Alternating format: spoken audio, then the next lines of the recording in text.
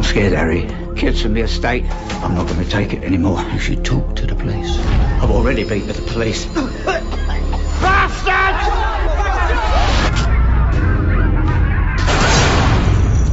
Mr. Harry Brown, police. I'm sorry to have to tell you, but Mr. Leonard Atwell is dead. He was assaulted on the pedestrian walkway. I'm arresting you on suspicion of murder. Mate, I don't know nothing. Oh, come on. Have you got something on me? Charge me. If you don't, you've got to let me go, ain't you? You came here to tell me that you killed Leonard. What did you lot do? Nothing. Give me the money, man. Where I'm from, someone comes to you, you need to be tooled up. I'd like to do some business on the gun. Is she okay? Maybe we should take her to the hospital. She's my business. I don't think Harry Brown is a witness. I think he's our chief suspect. He was with the Royal Marines. He's killed before, sir.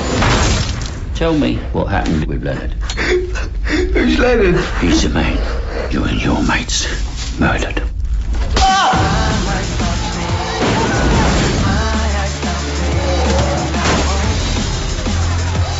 As far as I'm concerned, Harry Brown's doing us a favour. To them out there, it's just entertainment.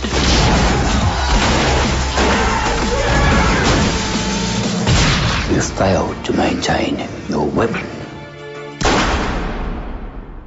Are we recording? Yeah. Yeah. Go Gogs. Welcome to Movie the Podcast. That's right, Movie the Podcast. It is... Will this be the last week? This will be the last... No, it won't. It won't be the last week of... We have a grab... That's why we have a grab bag next week. Yeah. But so this is the last official week of Michael Caine. Unless my grab bag pick gets chosen. We watched... Are you really picking the fucking Swarm? And like, is that going to be your pick? Yeah, that's my pick. God. Let's hope we don't get it. Why are you so hell-bent on watching this movie? Because I'm interested in what it's about. Well, we always have the fairly underutilized veto power. I forgot about the veto power. Yeah, you can veto. You can veto Corleone. Nobody's used a veto or a theme override in like a year and a half. Yeah, I forgot all about our when can you invoke a theme override? That's just your birthday month, right? No, that's special. No, you get your birthday pick. You can pick whatever you want, but you can also, if there just happens to be something you really want to watch once a year, you can. Like, this is Michael Caine, but you could have just been like, hey, we're watching Caddyshack. Oh, okay. Well, cool. Yeah. I've been doing this forever. Right. Now I know the rules. Well, nobody's done it. Yeah. I think we all did it. We all did it like right away when we first enacted it. Yeah. And then nobody's done it since then. It's going to be fun to have a grab bag override. It's just like a panini press. They're all excited about making sandwiches for 2 days and then fucking forget it. Do you guys remember, like, was my family the only one white trash enough to buy the one that would make your own, like, Hot Pockets? Do you remember this? Your white trash family full of professional educators and lawyers? Yeah. But like, that's a different, that's, you know, that's, behind the scenes is a much different situation. It made your own Hot Pockets? It looked like a waffle iron, right? Yeah, but it pressed the sandwich around the shit. So yeah, you put like two, Hot Pocket.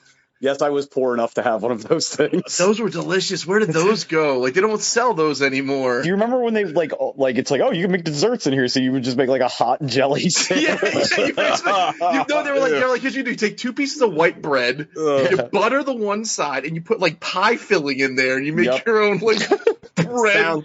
That sounds like disgusting.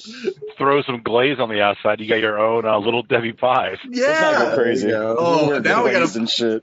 I gotta go troll the internet and see if I can find one. You need to buy one of these now, Gogs. I miss it. My parents, my parents. They probably still have it. They are hoarders. Their shit is probably it's somewhere in the basement. So I'm gonna go see if I can find it, and then we'll have a pie off. Homemade Little Debbie fried pies. Like, oh my god, dude, we can make spaghetti pie hand sandwiches. Oh god, with you and the spaghetti sandwiches, it'll be like the Rocky Balboa of hot sandwiches. Watch your mouth. Just load it up with ravioli. Anyway, so we watched. What did we watch? Frank Miller. What was the name of this movie called? I'm pretty sure Frank Miller. Harry Brown. Harry Brown. Which is also what I had this morning. Oof. Yeah. Yeah. So that's it. Yeah, that's the show. See you later, everybody. Watch the movie later. Yeah. So, what'd y'all watch this week, Sean? Nothing. Nothing. All right, No. Gogs. I watched one thing. I watched the Mitchells versus the Machines on Netflix with my kid, and it was pretty good. I liked it a lot. Animated movie with a really funny cast. It's got Danny McBride in sort of a wholesome role, which I don't know if has Danny McBride ever done anything like wholesome, like not like out and out. Not that I'm not sure, but a guy did come in the other day with a fucking straight up Merman Kenny Powers jersey on, which is pretty exciting. Oh, that's awesome. That's pretty great. But yeah, it's an animated movie. It's on Netflix right now. I don't know if it was a Netflix original or if Netflix. It was supposed to be in the theaters, and Netflix picked it up for distribution. It's got Danny McBride. It's got Maya Rudolph, Abby Jacobson from Broad City, who I'm a big fan of. Eric Andre, Conan O'Brien. I can't think of Fred Armisen, one of the other guys from one of the newer cast members from Saturday Night Live, whose name escapes me. But it's all about like this sort of, basically modern but dysfunctional family that's like, can't connect and whatever. And the dad, played by Danny McBride, is sort of a outdoorsy, like, I don't know, old school, doesn't get technology guy. And his daughter is sort of she's like basically a Micah kid. And like, she's real. Pass. But, So Sean banged her. You know how I get down. Actually, it's alluded to that in the movie. Did I bang by the her? end? No, Yeah. that you wouldn't necessarily be her cup of tea, Oh. gender wise, but maybe, I don't know, maybe you would have turned her. And there's it's just like it's him finally. It's Danny McBride finally trying to connect with his daughter on a road trip across the country to take her to college, and some amalgam of Apple and Facebook and basically all big tech have come together under the umbrella of this thing called PAL, and it's run by Eric Andre, and he basically slights his operator, like his operating thing. It's like if he insulted Siri and Siri became self-aware and then made the robot apocalypse happen. And then it's this family that's like completely, because the dad doesn't have his car's so old, there's no chips in it. Like they can't take over. Like they're effectively immune because he's such a Luddite. And then they have to like save the world. And it's fun. It's funny. I enjoyed it very much. I don't know if it's gonna be everyone's cup of tea, but it's, Lord and Miller, they're fucking fun. They like the Lego movies, I like all the, they're great. The Spider-Verse, like everything they've done is pretty good. You sound pretty aggro. They're fucking funny. But yeah, that's all I watched. Sean already went out. Yeah. Alec. Did you say Alec? Yes, Said Alec. I'm Alec. I'm me. I'm me. I watched 3 things. 3 things? Yeah, one of them was Super Troopers. I don't think I need to talk about Super Troopers anymore. Never heard of it. We talked about that probably about 30 times on the show. I feel like we've talked about the Slammin' Salmon more than any of those movies. I do love that movie. It's fine, but I don't see how anybody can think it's the best one of their movies. It's good. I don't think any of us do. I feel like do I think it's the best one? I thought I would just. I thought you said that.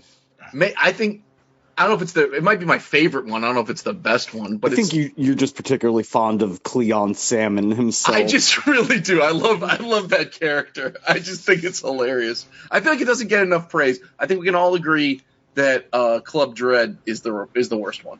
Yeah. Oh, without a doubt. Club Dread sucks. Well, Slammin' Salmon didn't even get like an actual release. It was like straight to video, I feel like. I think that is also correct. Anyway, watch Super Troopers. It's still pretty funny.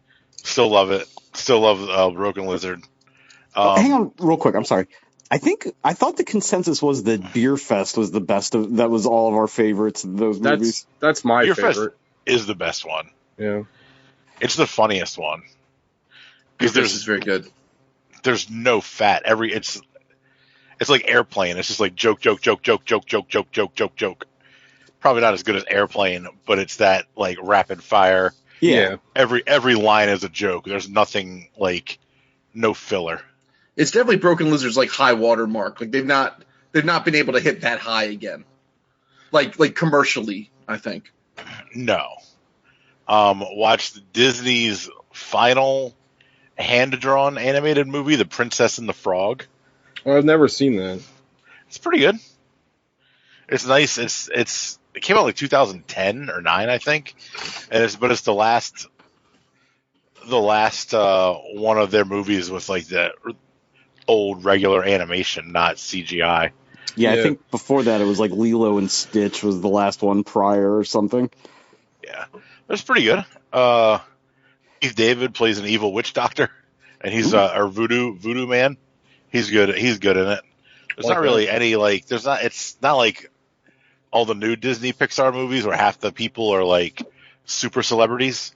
Right. Like, he's the only one like I could even pick like out of a lineup. I think John Goodman has like 2 or 3 lines in it, but he's not in it that much. I think I almost prefer just regular like Rob Paulson type no-name voice actors to having a massive celebrity cast. Yeah, I think so. I agree with that. For the most part. But it was pretty good. I'd recommend it. It falls in with a lot of the other Disney movies. If you like Disney, you'll probably like this. The third thing I watched that I did not like very much, and I'd never seen it before, but I figured I'd give it a shot because Disney Plus has you wouldn't call it an app. They have like a button on there for like the Muppet collection. Yeah. So, like the Muppet shit is like on there. And I watched Muppets Most Wanted because I never watched it. I knew it. Oh, it's bad. It's not good. It's real bad. Yeah, It's a shame.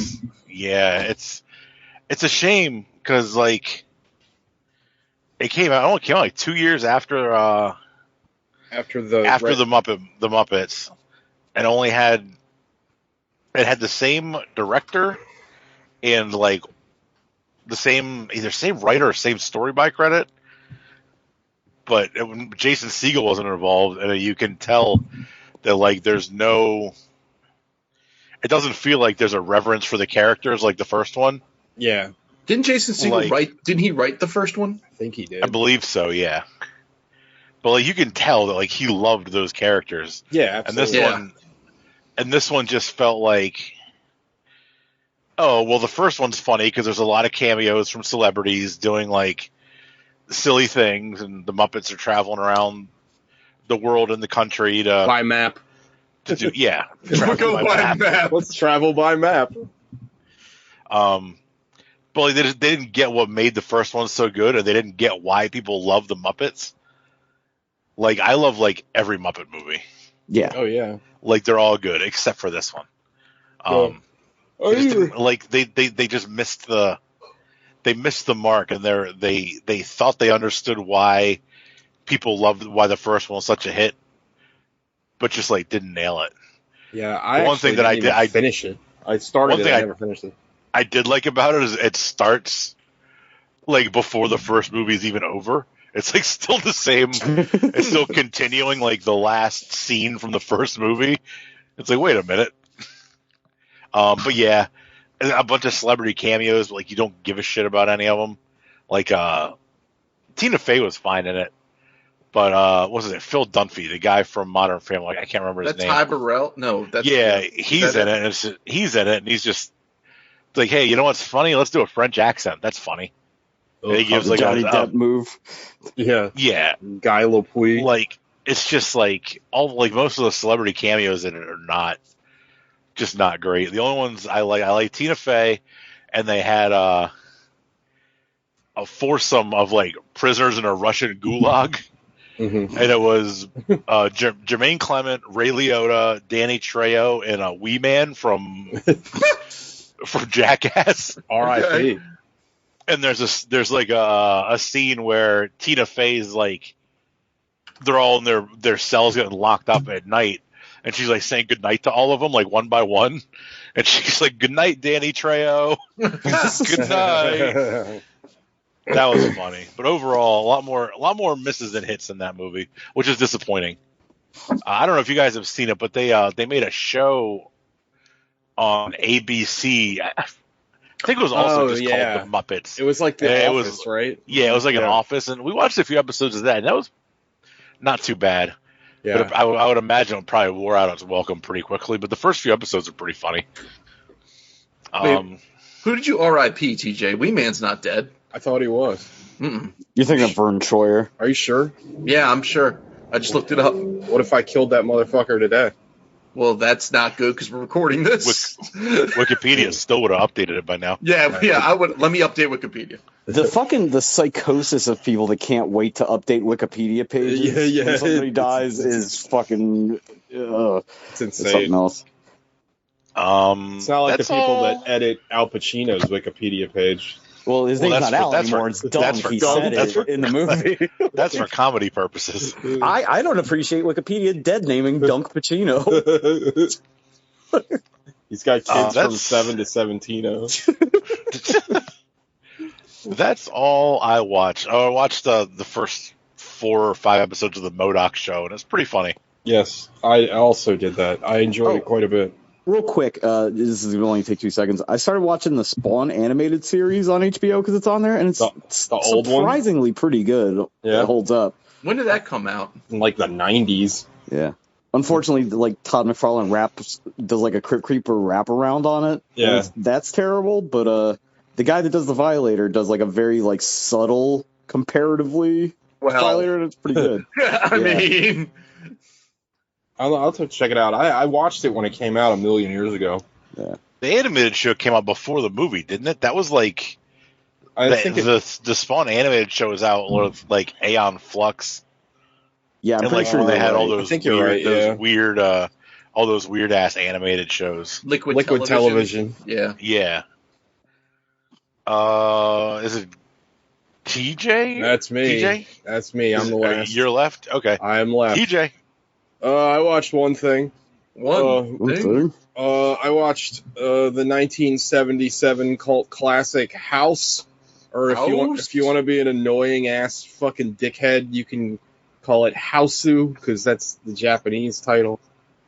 That shit irritates the shit out of me. It's like, you watched No, I watched Hausu. It's like, you're not Japanese. Shut up. Anyway, have any of you seen this movie? I've seen an American horror movie called House. No, it has nothing to do with that. Okay.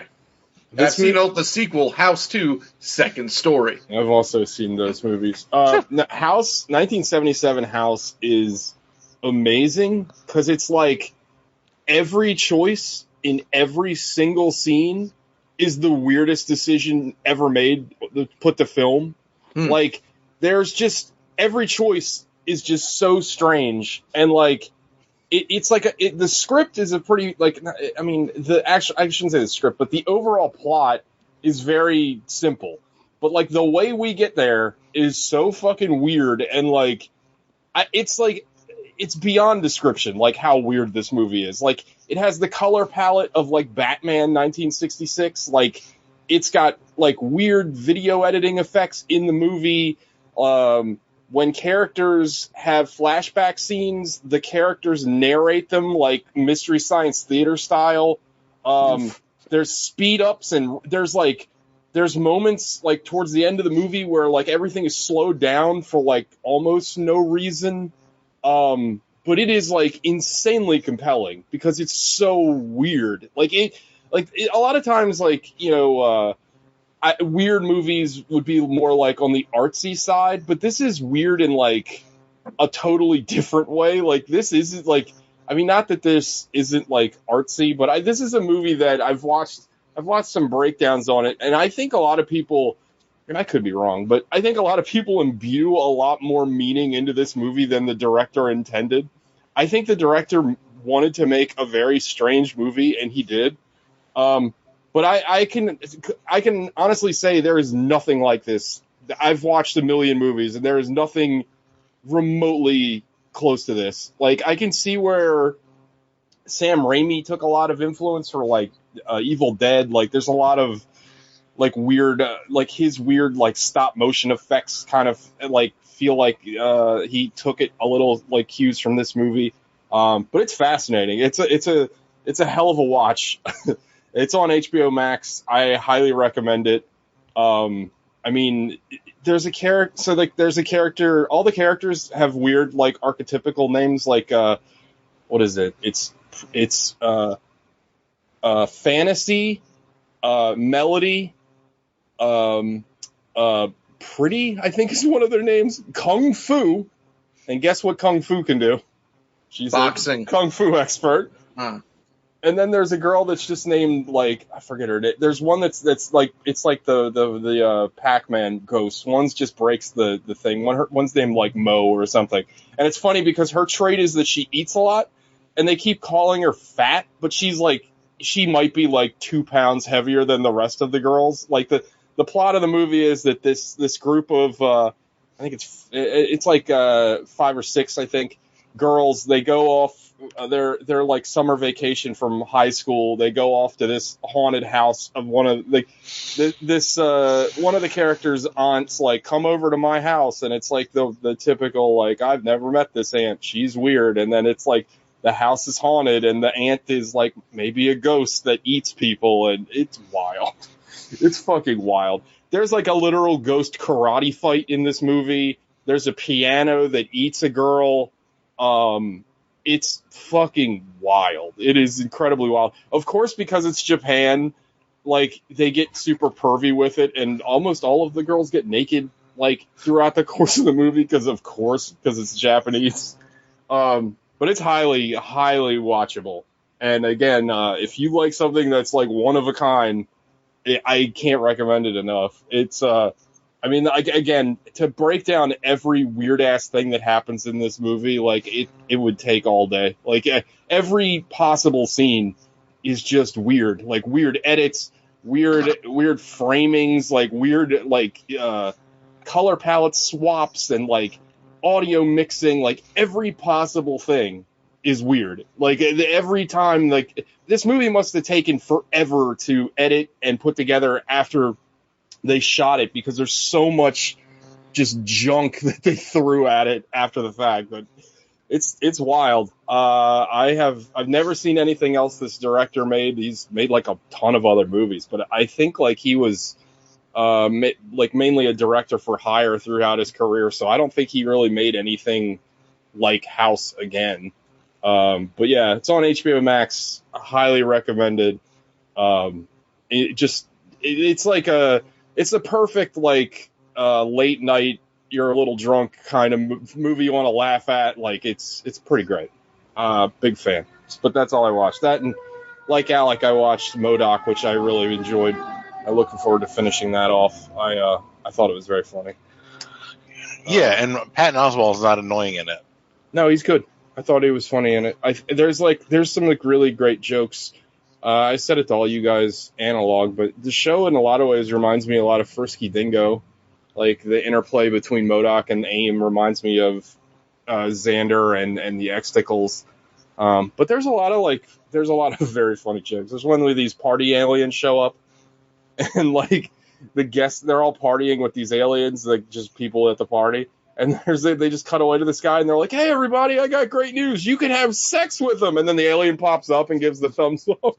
That's funny as hell. The joke in the commercial that reminded me of the X-Tickles is the AIM guy's like, "Oh, I thought the coffee was for everybody." He's a recurring character, that specific AIM guy. Yeah. That he's voiced by that one. I don't know who else he's voiced, but it's voiced by John DiMaggio. Yeah. That one AIM guy. I love that dude. But yeah, I really like it. And they go deep with their comic book references. Like, it's pretty hilarious. Man. I saw that Mandrill episode. It's like, yeah, you can see Mandrill's dick. 2-foot long dick just hanging out of his like bathrobe. It's called a kimono. And this is how you wear it. Oh God, I thought it was hilarious. It is ridiculous. Mandrill's the pheromones guy. Yes, he looks like a giant monkey. Or he is just a big giant monkey. Oh, you remember way back on the show, one of them, I made this insane claim that Gambit had bird bones? Yes. It's actually Longshot that has hollow bird bones. There was an X-Men character that was part of his power set. Of course. Yeah. Longshot, who's another luck-based character, if I remember correctly. Yeah. He's like a domino. Yeah. Isn't he But also he was like a clone? Like he's not he's like engineered. He's not like a mutant. Yeah, for He's reality shows. He's from the Mojoverse. Yeah. Big waste of Art Adams pencils in that fucking terrible miniseries. There's a great little like one-off like joke in MODOK where they go to Arcade's Arcade. I thought that was funny. Yeah. Anyway, all right, let's get into our feature presentation. Gogs, why are you on mute? There was like laundry things happening behind me that were loud, and I didn't want those to interfere. All right, who's doing the synopsis? Gogs, go. Okie dokie. Movie opens in not so merry old England, like the part of England that you're like sort of like if you took all the parts of Kingsman with what's his name, Eggsy.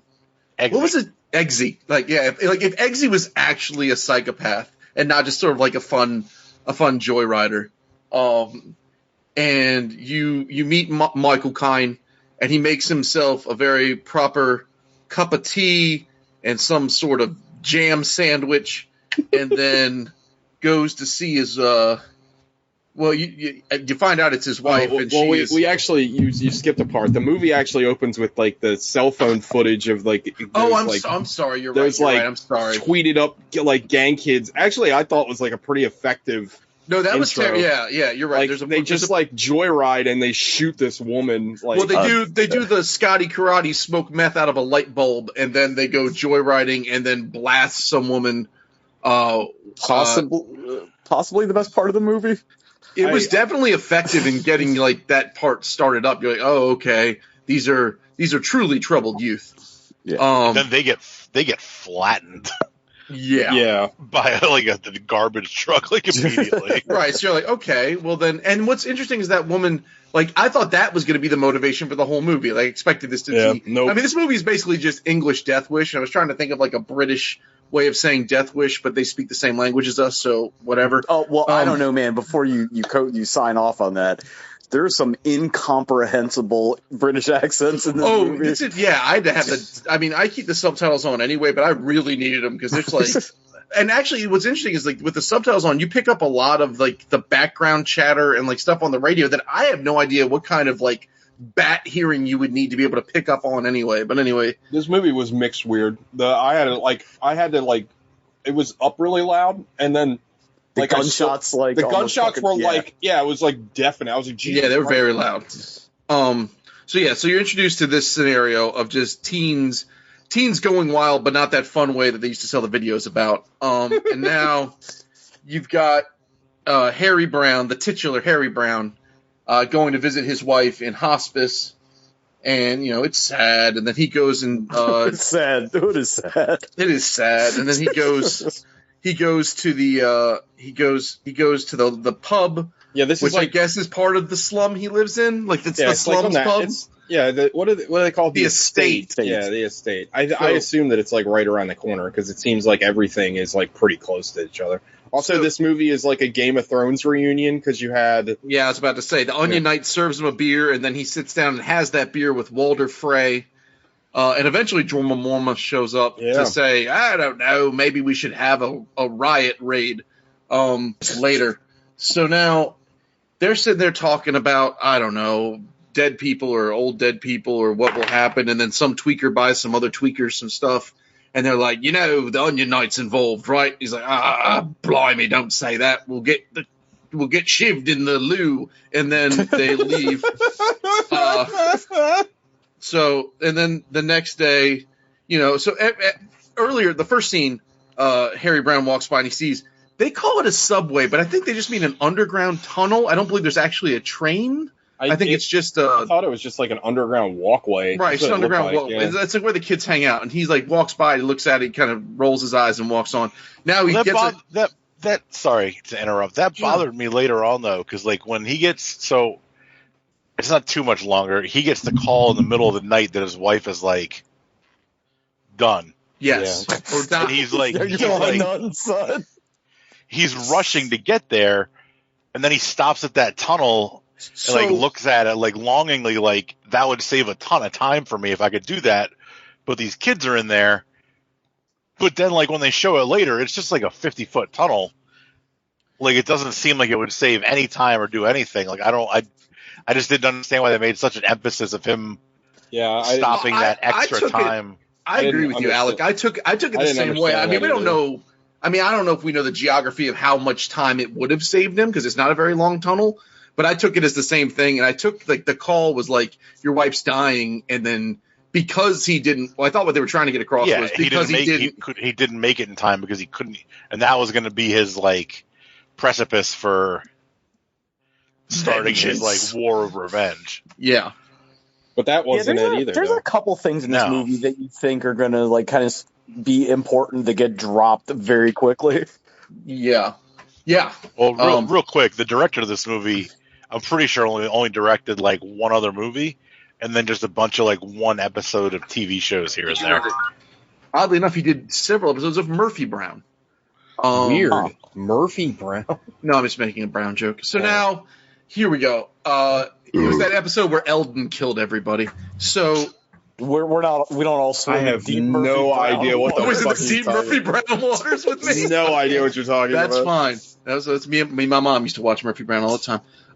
So now hot jelly sandwiches. Yeah, eating our hot jelly sandwiches and our cup of tea. Just loving that Candace Bergen life. So now, R.I.P. Rip. Is she dead? Did she die with Wee Man? I don't think so. So yeah, she's dead in the same way that Wee Man is dead. Not at all. Come on, Bam. Come on, Frank Fontana. Don't get my dink salt. That's another deep Murphy Brown cut for all my Murphy Brown heads. So now, so she's dead. He's sad. He goes and gets gets pissed at the pub with a couple pints of bitter. And hey, can I pause you real quick? I don't want to belabor this, but I think this is one of my main problems with the movie. Michael Caine seems so old. It's like almost unbelievable that he's walking around, let alone getting into the shit he gets into later. Yeah, and it's going to come up real soon. Actually, I'm skipping ahead too much. There's he's upset, he's sad, he goes drinks, he meets with Walter Frey, and then Walter Frey's like, I'm tired of it. They stuck shit in my window and whatever else. Yeah, they put poop in my mailbox. Yeah, they pooped in my jam box, and now I'm going to give it to him. And then he produces out of his trench coat a saber. Like, it is like a 2.5 foot long bayonet. Yeah, that thing. He's like, I'm going to go handle business. And so then he goes out looking for trouble. No, he doesn't, actually. No, he doesn't. He goes home. Yeah. And they. He gets mad. Someone makes Mike. He's like tells Michael Caine, and he's like, "You got to help me." And Michael Caine's like, "Nah, dude, don't do that. Go to the cops." Right. Yeah. And then it cuts to more flaming arson, poop in Walter Frey's house, and then it like he runs out on the stoop. He's like, "You bastards, you fucking cunts!" Like, and then it cuts, and then keep going. Yeah, it's that scene from Taxi Driver where he's just yelling. And then you find out that he got in the tunnels, and then you're introduced to this pair of cops. The woman, I couldn't place her. She's been in a bunch of stuff. Super familiar. She was in Friends, but you probably recognize her more. She was in 30 Rock. She was Jack Donaghy's British girlfriend that had avian bone syndrome. Bird bones, that's it. Okay. He couldn't lay on top of her during sex because he was going to crush her bird bones. That's it. Okay. All right. Because I was like, I know you. How do I know you? So there is. So Burn Bones McGee shows up with this other guy. A lot of bird bone references tonight. Yeah. They interview all of the rest of the intro cast from the Kingsmen. There's a lot of lewd language. A solicitor is just sitting there going, I don't know. And lewd language. And a lot of cunts, a lot of fucks. A lot of cunts, a lot of fucks, a lot of my uncle, and then a lot of nasty nonsense. And then all the kids are eventually let free. So then Michael Caine's he gets visited by the cops, and the cops are like, "Hey, mate, your friend's dead." He's like, "Oh, jolly good." And then he goes to the pub, and then he gets hammered. Now this one he gets legit hammered, like he gets smashed. And then he whips out a wad of colorful money. And walks away, and then one of the tweakers follows him alongside the canal, which is also there, which I don't understand its relationship to the tunnel because sea levels. And then the kid. Now this is what's interesting. It's to everyone's point. Michael Caine is old, And it's, earlier Walter Frey was like, "You were in the Marines. Did you ever kill a man?" He's like, "You don't ever ask me that." And then he goes, and the tweaker's got this little tiny knife, and he's giving he's like, give me all of your loonies and toonie. Well, that's Canadian money. He's like, give me all the quid, governor. And then he's like, he does some Krav Maga shit and just drives the knife into the dude's chest. And that dude's donezo. And he doesn't even think about kicking him into the canal. He just leaves. And then he goes home and he reflects upon it. And you kind of, you're like, oh, Michael Caine's, kind of a quiet badass. He pulls a Ray Lewis. He throws all his clothes away. He wipes down all the blood. Whoa. Allegedly, Michael Caine throws all his clothes away and wipes down all the blood. And then the next day he's visited by the cops again, and then they get into it. It's like, my friend, they were like, he had a knife on him, and it's going to be hard to charge these kids because if they were defending themselves, it's like, my friend went to you coppers and you guys just told him to blow it out his arse. And then there's more of that. And then Michael Caine's like, all right, I'm going to be the living spirit of vengeance. And he knows that. Pause. And then the movie completely falls apart. Yes. So he goes to a crime factory where they're literally doing everything. The most impossible pot growing operation I've ever seen in my life, run by a guy who cannot function. Like, you know who that guy is? That guy was in Possum. The guy was in Prometheus. Yeah, he's one of the scientists in Prometheus. Oh, for real? He's the punk rock. He's the punk rock ecologist son of a bitch. or whatever. Yeah, he's also in that too. He's also in that movie Possum that I love. That weird Silent Hill horror movie. I know you're going to get into this briefly, but there is a 0% chance these lunatics would invite him into their like you said, crime factory where they're doing every crime. Well, not seriously, right? I expected them to bring him in and murder him, but they were actually kind of earnest about, all right, we're going to sell you all these guns. Yeah, there's 0% chance this happens. No way, because not only are they growing, I don't know, several acres of pot in this townhouse, they're also doing heroin, making pornography, committing rape, definitely. And they're just going to let this fucking weird old stranger in a pea coat in there? No way. Because he wants to shoot pigeons. Yeah. And so he gets the nickel tour of the crime factory. They have a conversation about buying guns, and then you get the best kill in the movie, if I'm being frank. We're the two best kills in the movie. He zaps the one, he's as he's picking up the various guns or looking them over, he zaps the one guy in the head and it blows out the back of the TV, and then he gets up. And he stabs him first. He stabs his hand. And then he blasts him, and then he shoots at the other guy, and the other guy dies in his pot plants with a gut wound. I thought he was going to let him just bleed out, which would have been a lot more metal, but he finished him off. I thought it would have been a lot cooler if he just let him bleed out, especially considering he was about to burn the place down anyway. Right. I'll tell you what, that gunshot wound looked gross. That was brutal. Yeah. That was awful. And I'm gonna be frank. I liked that part where he's just sort of like that little confession he gives. I never told anyone of that. I was like, okay, this is kind of dark and cool. I like this. He's coming to grips with his past and just sort of this is his last run. But anyway, he burns the place to the ground. The entire estate must have gotten fucking baked. And then he takes he goes deep into this building, but there's also a Jeep that's just sort of right there. And he throws this girl in the Jeep and he puts some cash on her and drops her off at the locally. I don't know why she needs cash because they have a single player healthcare system. Maryland medicine. Right. Why would she need money? Right. I mean, maybe once she got out of the hospital. Yeah. She probably used some cash. Probably. Because she's a fucking junk. She's been raped to death and she's a junkie. I think therapy and drug rehab are also free though. She probably just needs a good meal and some clothes. So now. He does the good thing, drops her off.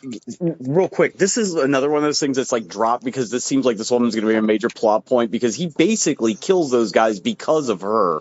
He saves her. He doesn't go in there he goes in there with the express intention of just buying a gun and possibly murdering. He was probably thinking about murdering him, but then it becomes a real stick. The part that seems to tip him is the fact that they're not doing anything. Like they're letting her basically just OD in front of them. Right. Yeah, Well, he even and says also, that. He says like, you should. yeah. You after when a guy's laying there bleeding out before he blows his brains out, he specifically says you should have called the ambulance. Yeah. Yeah. So now, Whatever, gotten the doctor or whatever. right. We skipped over it, but the lead heroin guy, like, he freebases from a gun. Yeah. Which I thought was kind of awesome. That was kind of cool. It was. I don't know when he loaded it afterwards, but it doesn't matter. So now, Well, he didn't. That was the whole that's thing. the 'cause point, He didn't right. have he pulled the gun on Harry Brown, but he didn't have any bullets in it because he just did like fucking freebase. I'm not smoking crack. I'm freebasing. Yeah. didn't they do that in Platoon? Weren't they smoking out of their guns in Platoon? I don't remember. It was Anyway. weed, though, I think. I think this was weed too, wasn't it? No. I don't Oh, think so. he put rocks in there. Oh Yeah. shit! I smoke rocks, Joe Rogan. So It's now, never a factor for me, Joe Rogan. I'm going to tell you something you might not know about me. I smoke rocks. so What then a he great takes, show that was. oh yeah. So now he drops them off. He takes the money, drops that at a church, and now he's just going off to go do more vengeciding. He's from his buddy's burned out apartment. He can witness the subway tunnels, and he just sees additional crimes happen. He sees some dude show up in a car screaming about something, and he tells one of the punk kids to get in here to blow me. And then Can we talk about the most realistic blowjob scene in the history of movies for a second? Where it's like, I guess because of the angle of the car they shot, they realized you wouldn't be able to see what was going on. Yeah. So this kid is, and I think they're using his like weird semi-queerness as like a villainous trait. He's like blowing this guy like Homer's bird that hits the keyboard, like full on like 90-degree angle, like blowjob where his like whole head is almost hitting the roof of the car. Well, I don't think that they're coding his queerness as evil. Like he's in that interrogation scene that goes on too long. They say that he's been abused, like, I think sexually. I thought they were actually trying to make him sort of sympathetic. I feel like they're just trying to say that he's like Really? a victim of the system. Yeah. It doesn't come- exactly. It doesn't come across sympathetic at all at this part of the movie. Not at this point. Well, I mean, I feel bad. He's clearly not there because he's enjoying you it. feel bad for him, but it's framed as like Harry Brown is like a hero in this movie. You know what I mean? So it's like it's very odd, especially with what happens in the next couple minutes. See, then Harry Brown blasts him, and then he blasts the dude that he blasts the dude that blasted the other dude. he blasts the guy that got a blowjob, not the blowjob giver. Yeah, the comer, not the commee. And then he takes this kid, and now welcome to Prisoners, where this kid is strapped to a chair with a bag over his head, and then he's getting like whipped with a belt until he tells him what's up, and he's getting threatened to get kneecapped until he gives up the whole system. So then Harry Brown takes this kid, marches him down into a tunnel. Oh, you forgot he has his old man moment where it's like, it's on the phone, make it work. Oh yeah, it's so how do you we do get it, he's old. Right, and so good, excellent point. Yeah, so they because it's now We're in now. But actually, this was like 2009, so I don't even know what kind of phone that was.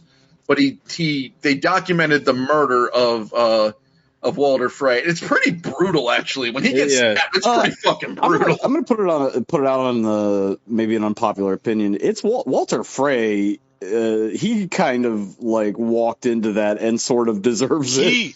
He instigated that whole thing. Yeah, He did. Like at that particular point, he like went to their house, like knocking on their door, basically like.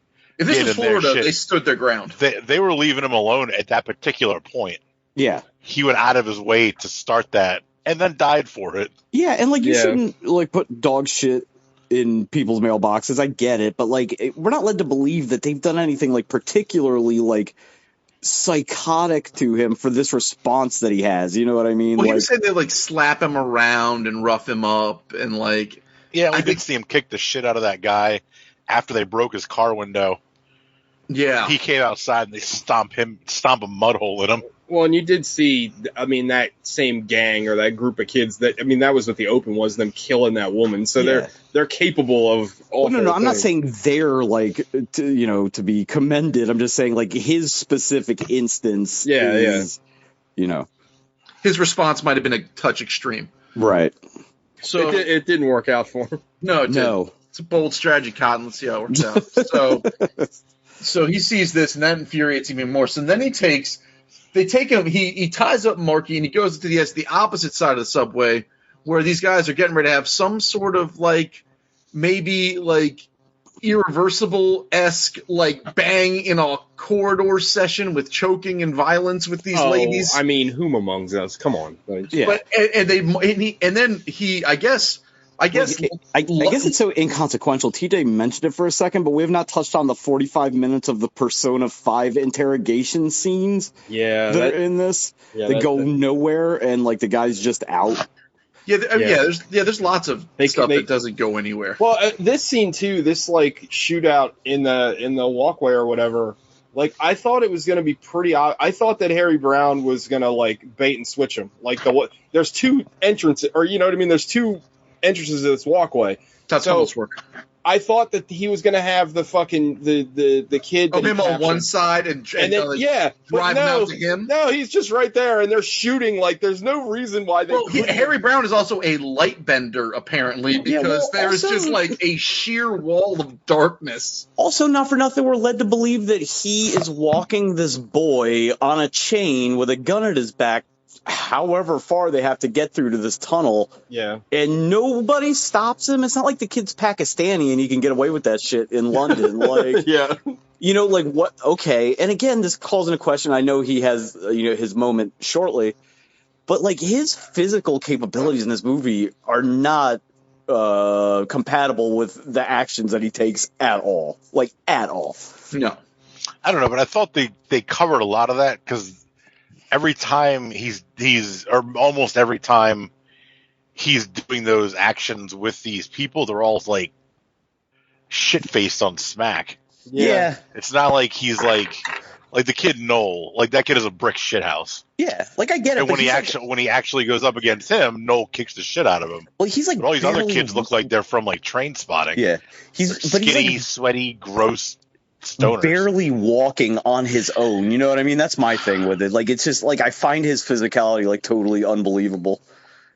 They should have cast a younger. Well, it's like Rambo, right? You buy Rambo because you've seen 4 other Rambo movies, and Sylvester Stallone at 80 years old is more frightening than Sylvester Stallone at 20 years old somehow. He's Frankencastle. He's a monster. He's just this side beef, human growth hormone with a bow and arrow. You know what I mean? I buy that. Or even Charles Bronson in Death Wish, who always looked kind of old, but he wasn't ridiculously old. Michael Caine is decrepit. Well, also and there's some scenes where Michael Caine is he's supposed to be running, and it just looks rough. He's having a hard time getting around. Yeah. Also, Charlie Bronson in Death Wish, he never really did a whole lot of physicality. He just shot people. Right. He didn't really throw hands. I don't think ever. He could walk down the stairs, or they might have to get a double for him. You know what I mean? So they march this kid out of the darkest darkness. The boys ring off their shots. The Ajax of the group gets got. The leader kind of runs away. Is that a fucking Warriors reference? It is. So then he almost gets Noel, who's the ringleader and the connected one.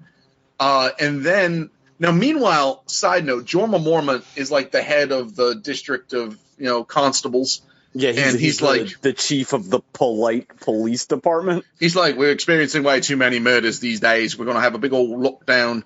So don't bring guns. We'll just bring shields and have at. And so they go on a bunch of no-knock warrants and just start raising hell in this place. But that causes a B-13 scenario where the entire estate rises up, and they had Molotovs just ready. So now it's this chaos. This riot scene goes on so fucking It just long. keeps happening. It feels like something from a totally separate movie. Yes.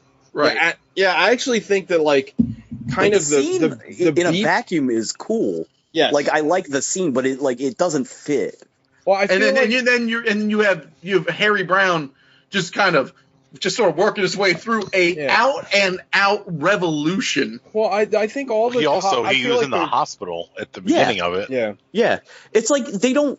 I think it's a problem with a lot of this movie is like they spend too much time with people doing nothing, but they don't spend enough time with like, there isn't a series of raids and escalation, at least for this like fucking Attica moment. It just kind of happens like after a few fucking no knocks. Yes, that's a good point. Yeah. Actually, Alec brought up something I forgot about. You're right. So after he shoots the guys in the tunnel, he's chasing the one, and he has like, I don't know, a little bit of like a little heart attack. He ordered a Zima, but he got emphysema. Nice. And so they he served throws his contemporary gun. California cuisine into his lungs. So he threw his shooter in the canal. They take him to the shooter. They take him to the hospital. And at this point, I completely glossed over this.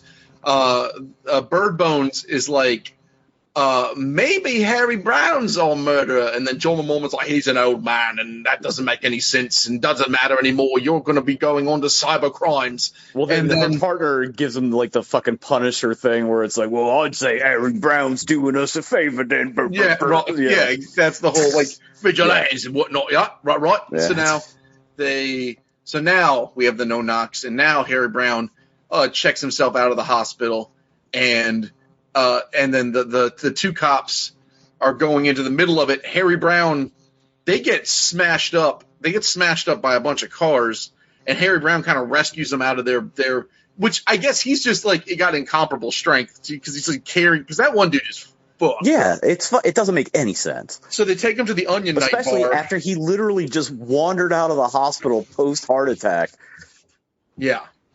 So now they go to the Onion Night bar, and then you find out that the main teenage lackey is the nephew, and he's like the son of a big crime boss who's in jail, and he's the nephew of the Onion Knight. And so now the Onion Knight's got like one of his regulars versus family. But like, who gives a shit? Because that reveal doesn't do anything for you, right? No. So then they have like an almost kill them kind of beat them up moment, and then the Onion Knight gets a bunch of red dots on his chest. Well, he kills the cop. I thought that was pretty cool. Onion Knight kills the cop in a very cold fucking way. Brutal. Yeah, that was cool. And then the what's his name, Eggy, whatever his name, Eggsy, starts killing the lady cop. Harry Brown pulls out. He's way too into it. Oh yeah, he's got an erection. I really thought there was going to be a rape at this point. Like, I would have put down serious dollars on rape happening right there. So then Harry Brown pulls out his ankle shooter and blasts.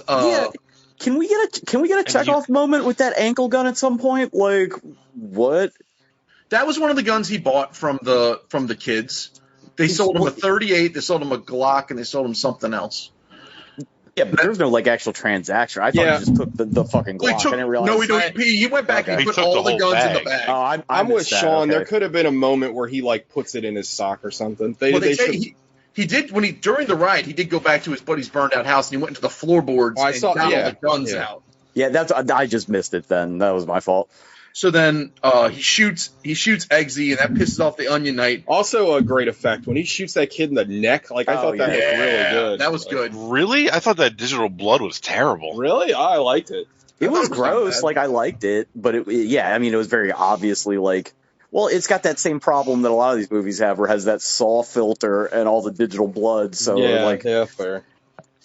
And then the Onion Knight gets all pissed off, but then the end of Notorious B.I.G.'s warning shows up right at the very last seconds of the film, and then that's that. He gets blown to pieces, and you're led to believe, but the lead investigator, Bird Bones, basically doesn't rat out Harry Brown. She knows what's up, but she doesn't rat him out. Also, and then they clean all the graffiti off of that tunnel, and now all crime has been eradicated from the estate. Well, they say 30%. Also, this 30%. I feel like the movie. I mean, I feel like the ending kind of points out a problem that I had with the whole movie. But like, the movie should have just ended with them all dead in the bar. Yeah, you didn't need that like tag with like the fucking now crime's okay. And the whole structure of the movie doesn't like. It's just. I want to say something better than it's not good, but like if you're writing this movie, right, it seems really simple. You identify like 4 of the gang members, and then he just fights his way up to the top. It's just the Crow. It just needs to be the Crow. Or the Dark Knight Return, or any other like simple story. But it's just like nothing happens. Then one guy gets shot, and then nothing happens for 45 minutes, and then somebody else gets shot, and then nothing happens for 45 minutes, and the movie's over. Like there's like lots of stuff that doesn't get like his wife dies, then you find out his daughter died when she was like 13. Yeah. But there's no like. It doesn't really. It just. I guess it's just to say that he's got nothing left. And they do that thing where it's like because he was in the military, he's like automatically a commando. Like he was in Northern Ireland. Like so what? That was a fucking police action. Most of the time, those guys just fucking stood around and shot civilians. It's not like he was behind enemy lines doing shit. Yeah. So, and then that's it. Then the movie ends, and that's Harry Brown. Yeah. Yeah. Yeah. This is then they made him prime minister. I feel like this is the best movie that we got this month, and it's still not very good. It is. Yeah. Well, it's another one of those like limp dick, like kind of old whitey fantasy revenge movies, which I usually like. Yeah. The Death Wishes and I think Gran Torino kind of ends better because of the way it ends. You know what I mean? Like if Gran Torino had ended like this, I wouldn't have liked it as much. But like, it's just like it's so unbelievable that he can do literally anything. There's also this didn't bring anything new to the table. Like this is you've seen this movie so many times. Yeah, and like in the beginning, the fucking gangs on the Joss Whedon reshoots where they're doing the cell phone shit are doing like legit Mad Max. They're running around on fucking motorcycles and shooting people and shit, and they never like aspire to that level of violence again. Yeah. It seems like, you know what I mean? Like it's like more like kind of like shitty kid mischief and some random beatings, because it's like the way the movie opens presents like it's like the post-apocalypse almost. Well, yeah, there's that scene where Harry Brown witnesses like that like assault like right outside the hospital where they like brain a guy. Like and shit that just does not happen in England. Like, you know what I mean? Like, if you're gonna make it just a dumb exploitation movie, just lean into it. And they're trying to make it a drama, but like, again, they drop the junkie woman. They kind of just gloss over the daughter thing. The wife thing's barely in there. His buddy tries to go fucking like high tension on a whole tunnel full of kids. You know what I mean? Like, I don't know. It's very it doesn't earn anything it's going for, right? Like there's some parts of it. There's some scenes that aren't bad. Like I said, like that one shootout or that one moment in the drug factory, like where he's having that weird little like sort of like bearing his soul. I thought that was cool. A lot of the kills aren't bad, but they're few and far between. There's not enough. There's just not enough like. It's not enough meat. It's not dynamic enough, right? It's like they don't know what movie they're making. You know what I mean? Are they making fucking like VFW? Or are they making, I don't like, well, Death Wish is more of a serious movie, the first one. But, like, are they making, like, a dark character drama? Like, I'm not sure they know what they're doing. Yeah. Right. You went through that whole synopsis and barely mentioned anything about, like, the police activity, which is half the movie, which is how boring that shit is. Yeah, you're right. Alec, what did you think? I don't know. I didn't think it was terrible. I didn't think it was terrible either. I didn't love it, but I didn't hate it either. Yeah. Like, it definitely needed to trim some fat. At least probably like 15, 20 minutes. I think it came in a hair under 2 hours. Like an hour 45 or something like that. Cut out 15, 20 minutes, and this is probably like a fairly tight, dynamic revenge movie. I guess revenge movie. It's kind of it's a revenge movie. Yeah. But they don't even play up for as much time. Sean's right. Like as much time as they stay with the cops, there's nowhere near as much like cat and mouse as there should be between the cops and Harry Brown, right? Like there isn't. Yeah. Like he's never really worried about them. He's never they're never really kind of on to him. Like in Death Wish, like they're on to Paul Kersey. Yeah. Like, the police are a non-factor in this.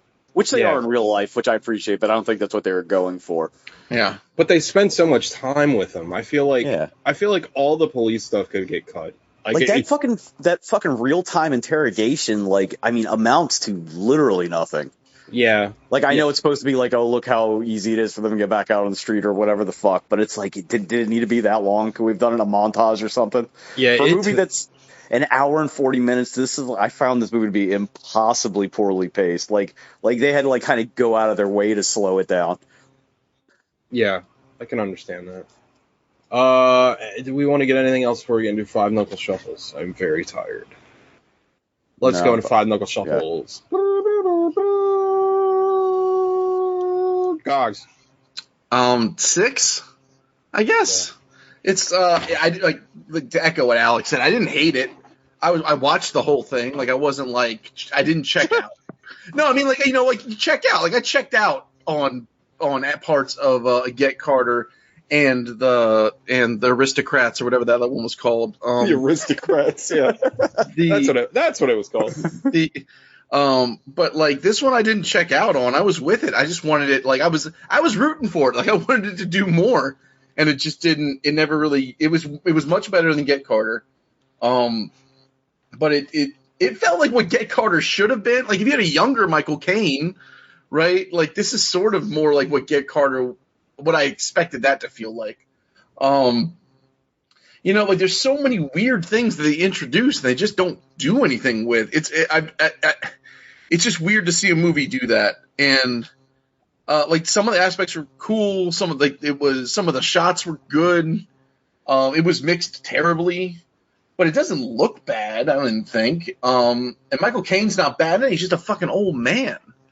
But yeah, it's not. I wasn't mad at it. It's just like, and it wasn't like utterly forgettable. It just wasn't particularly good. So 6. Alec. I'm gonna give it a 7. Like, I'm gonna echo probably a lot of the same things you said, but I'm more willing to forgive some of its flaws, and maybe it's just due to the last couple of movies we've watched. Yeah, that definitely plays in, because the last between WWE Easter and Michael Caine, I think we've had like 7 or 8 straight weeks of garbage. The only thing mixed in was Suburban Commando. Hell yeah. It wasn't garbage. Yeah, that's true. So it might just be catching like a bit of a bump from that, but like it held my attention. I wasn't like on my phone like looking up better movies the whole time or anything like that. I was just it needed to be probably a little shorter and needed to focus more on Harry Brown and get rid of like the police, some of the police stuff.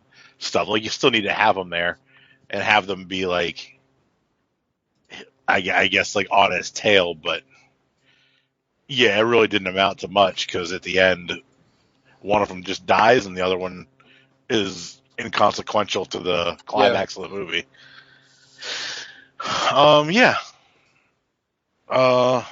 Michael Caine, not kind of a surprisingly dud of a month. TJ. It's a 6 for me, dog. I also didn't hate it, but I think that the movie has a lot of issues. Like, I feel like if you trimmed, I would say, a half an hour out of this movie, it could be a lot better. I felt like every scene went too long. Like, I feel like the director definitely lingered on everything. We've already touched on it, but the interrogation scene stands out particularly bad. Like, that interrogation scene just goes and goes and goes, and it doesn't even I don't know. Like, if you're gonna do that, you need the interrogation to amount to something. Like, it doesn't amount to anything. Like, they just go all through that whole thing.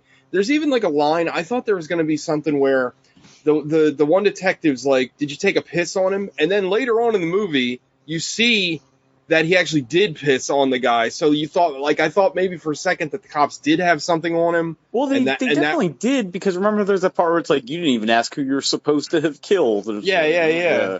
But, like, none of that, like, amounted to anything. But, I mean, there was parts of this movie I liked. I agree with Sean that the crime factory scene was, like, super unrealistic. But I thought that scene was shot well, and I thought it was tense, and I enjoyed the two, like, tweaker guys. Like, and I, like, in a weird way, it was like, I felt like that scene is what Get Carter was supposed to be. Like, it felt like the grimy, disgusting, underbelly kind of thing. I enjoyed that scene a lot.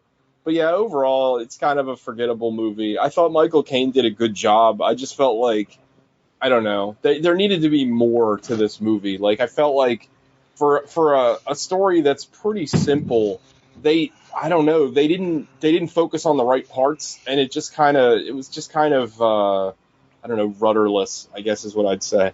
So yeah, Sean. I'm gonna give it a 3. I thought this movie fucking sucked. Like, I thought it was like spectacularly incompetent. Everything that's good in the movie is like so disconnected from the mainstream kind of plot of the movie. And it's like a really simple story to tell, and like they don't seem interested in telling one side or another.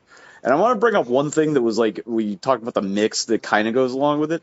The movie has that Call of Duty thing where every time there's about to be a shootout, the music gets like super fucking loud. Yeah. So like it kind of deflates everything, and it's just like, I don't know, man. Like, I generally like these kind of vigilante, like Death Wish style 70s movies, but I was so bored through most of it. Just set up the guys, set up like the gay dude, and then the mixed guy, and then the crime lieutenant, and then fucking the Onion Knight, and just have him like, or like a John Wick kind of setup, or just anything. And like Michael Caine, like this needs to be like Ray Winstone or somebody, you know what I mean? Some big old thick British man that like is believable. And that heart attack amounts to literally nothing, because like if you weren't retarded, you would have that heart attack come back up at the end or something. But, like, it's just, like, again, it gets dropped. I thought this movie was fucking terrible. It was more watchable than Get Carter, just because, like, I could understand what he was doing. Right. But, like, I don't know. I fucking hated it. All right. Well, that's Harry Brown. Next week is a grab bag week. Have you all gotten your picks into Alec? No. They have not. Hang on. I will 100% veto the Swarm, though. So if you want to leave that in there, go ahead. But there is 0% chance we're watching it. Now it becomes now it's just now it's a strategy game. I want to get this veto off the board, and then work my way through my chart of how I get the Swarm in by the end of the year. Get your picks into Alex so I know what to put on the Plex. Are we doing them out loud, or are we is this going to be like a secret thing? I don't think it matters. I mean, you guys saw, I already said, I put the Zack Snyder Army of the Dead or whatever that movie. That's my pick. Okay. If you know them now, just tell me now. And then next month's Basketball June. Yeah, I like that. Yeah. Do you guys got them? Go ahead, Alex. Sorry. My pick is Hudson Hawk. Ooh, that'll be fun. My pick. I haven't watched Hudson Hawk in a long time. Is Blade of the Immortal. Ooh, I love that movie. It's a good one. Have you watched that yet? Yeah, it's like crazy long though. So is it long? I don't even. I think remember. It's over 2 hours, but it doesn't feel like it because it's just nonstop. It's insane and bloody. Yeah, it's awesome. Yeah. That'll be like the third or fourth Takashi Miike movie we've watched on the show. We don't want to watch it. If the Swarm is going to get, I'll come up with something. If the Swarm's going to get vetoed. Legit, we could just do Takashi Miike every month, and it would take us like 6 years to run out of movies. Yeah, yeah, absolutely. Let me think. What's on? I'm trying to think if there's anything on HBO Max that's come out recently that I've been wanting to watch. I did want to watch that Army of the Dead movie, but if it's going to be in the grab bag, I'll hold off. You can put it in 2. That you can put it in 2. That'll up the odds. It'll double the chance. Well, I know you love Paris, Texas, and Stranger Than Paradise. So I like those Paris. are on there. I like those movies. I'll come up.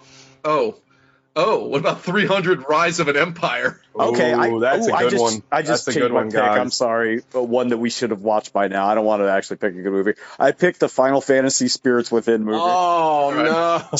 Oh, God. Alec, don't pick that one, please. All right. Oh, God. I saw that fucking movie in the theater. Yeah. You remember when, like, Ming-Na Wen's, like, virtual character was supposed to be an actress that was going to be in other things, like the computer program? Yes. And they would interview it and shit? Yeah. That didn't play out. Yeah, that movie sucks. That movie's so fucking bad. What's yours, Gogs? 300 Rise of an Empire. All right, if you give me... I called that movie 301. Give me 5 seconds and I can... Is that Put the 'em all in a Ava? hat. You can see Ava Green's tits in that movie though, so You that's do. Yeah. I consider that an absolute win. There's I don't know what you there's said. there's This is an absolute win. there's a speed ramp sex scene in that Yeah. movie. Yeah, they don't take that movie seriously at all. It's great. Is that directed by Zack Snyder? No. All right. But it was like two Frank Miller movies that Ava Green was both in that were both like almost direct-to-video sequels basically in the same year, I think. Was the other one the Sin City? Yeah. Yeah, the David Oh Kills yeah. one. Oh, and that's real bad too. Yeah. All right, they're in the hat, shaking it up.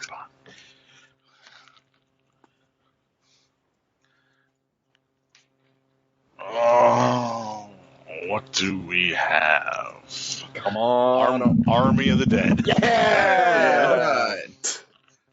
And that's I was on, secretly hoping that was going to win. that's on We're Netflix getting- too, so I don't have to put that on the Plex. Yeah. Yeah, I don't have Netflix anymore, so put it on the Plex. Oh, all right, fine. I will. There's put it nothing the on Plex. Netflix. This is like the only thing on Netflix for like until Umbrella Academy or Cobra Kai. Didn't comes I? out again. Didn't I win the last grab bag? I think I did. I what don't was know. the last one? I've won like two of them because I had La Samurai and something else. We all won. La Samurai. Ooh. I won in my one defense- because I got I got Mummy Returns. Oh, was that a So I grab bag won. one? I won one of them. I think so. Yeah. I picked Bring Me the Head of Alfredo Garcia, but we couldn't watch find it. Yeah. All right, cool. Army of the Dead.